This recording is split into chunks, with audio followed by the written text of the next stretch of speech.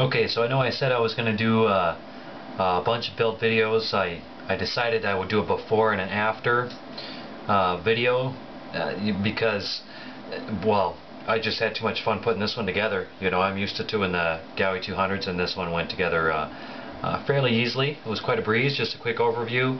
I was able to put the BeastX right up front here, and a satellite receiver right about the middle of the bottom plate here. I was able to very nicely secure the speed controller wires here and heat shrink them and keep them nice and clean. The DS09 GMD, it did fit nicely here on the boom where I put it. I have the ball here, and I believe that is 5mm straight back to the Bobby Watts tail. This was something I talked about in that first one. There's this arm is a little bit longer, and the way the action works here on the slider here seems to give it more mechanical gain, I guess, if you will. So I wanted to move the ball in a little further to take more advantage of you know, overall servo range here. So it worked out well on the flybarred bird, so I think it's going to work fine on this one as well. So we'll kind of play that one by ear. You know, again, I got lucky with the 5065s again. When I got to step G on the BeastX, I just let it sit at its neutral position and was able to find 90 on all the servo horns without having to fiddle with it, so I didn't have to do a lot in that step at all. So then measuring the links up through the head was very easy to do. So you know, I did a little trick actually on this particular one. I decided to do a little trick with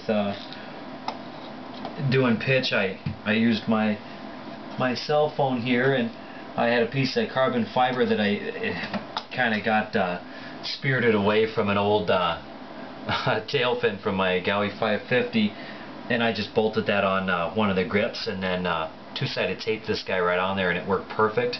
I've got a couple of pictures of that I'll put up on the thread as well. But a little bit of detail about where I've got this stuff here. I was able to also, I don't know if you can see that here, but I was able to kind of fasten and secure the satellite adapter right up here on the motor mount.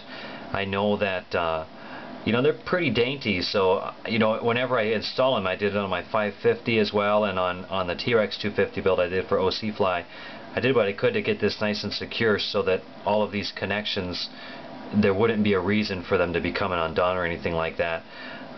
You know, the same thing down here. I secured the extra satellite wiring, just a single zip tie with some heat shrink down here to keep it nice and safe.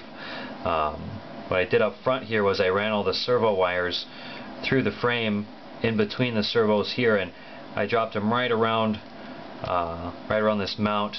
Down through the motor mount I have a little bit of kind of a rubber padding that's very malleable. I was able to put around the edge of the motor mount so I don't cause, you know, any trouble under there. But anyway, the wires will just tuck right through that, and I've got plenty of slack in here where I shouldn't be inducing any vibrations on the BeastX. Really the same concept as how I did it on the T-Rex 250, except the motor and the BeastX are swapped around is really the biggest difference, I think. So you know, now it'll be on to flight testing. I went ahead and right off the bat I just put this one into Pro because I did that one with OCFlys T-Rex 251.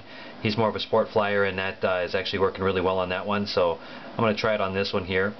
I was able to get, I set the pitch up here. I did 13 for collective, and then I think it's a 10 or 11 for cyclic. I was able to get the proverbial blue on the cyclic step. I just wanted to make sure I pushed it out optimal.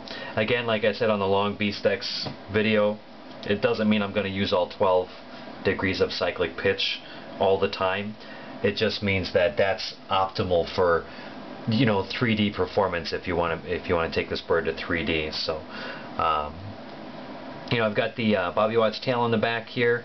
I had good luck with that. You know, I love the tolerance right out of the box. It's I mean, like, there's like hardly any play, if any, in that with the newer assembly. You know, I know a lot of people have had lots of good luck with it, so we decided to do that on these birds as well. So so that's that. One thing I did notice here, the carbon fiber push rod here that I'm using, I don't know if you can see it, but it's slightly bowed right here, so I'm gonna have to work something out.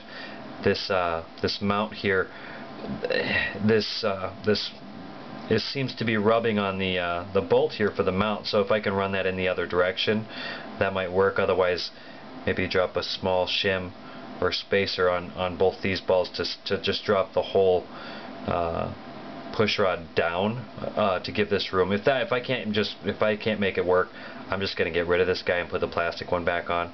I've had good luck with it, you know, a little CA on it, and it holds firm anyway, you know, for the plastic one. So we'll play that one by ear too. So, but yeah, that's it. Gaui 200 version 2 BeastX build, using the new version 2 head of new version 2 flybarless head, that is, Bobby Watt's tail, 22 amp speed controller, 5150, the DS09 GMD on the tail right now, the HS 5065 MGs around the cyclic.